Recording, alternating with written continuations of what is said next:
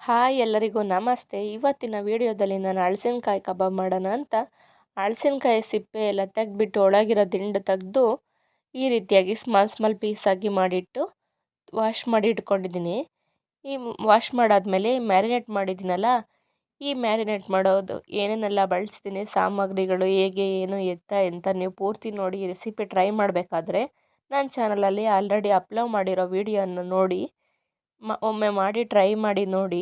ನೀವು ಖಂಡಿತವಾಗಿಯೂ non vegetarian ಆಗಿದ್ದರೆ ವೆಜ್ಜನ್ನೇ ತಿನ್ನಬೇಕು ಅಂತ ಹಲಸಿನಕಾಯಿ ಕಬಾಬ್ನ ಟ್ರೈ ಮಾಡ್ತೀರೋ, ಸೂಪರಾಗಿರುತ್ತೆ.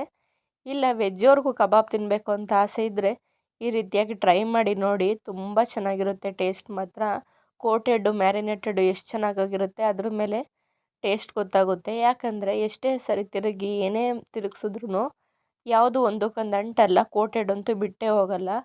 ಈ ರೆಸಿಪಿ ನಾವು ನಾನ್ ವೆಜಿಟೇರಿಯನ್ಸ್ ಆಗಿದ್ರು ನನ್ನ ಮಗನೂ ತುಂಬ ಇಷ್ಟಪಟ್ಟು ತಿಂದ, ನಮಗೂ ತುಂಬ ಟೇಸ್ಟ್ ಇಷ್ಟ ಆಯಿತು.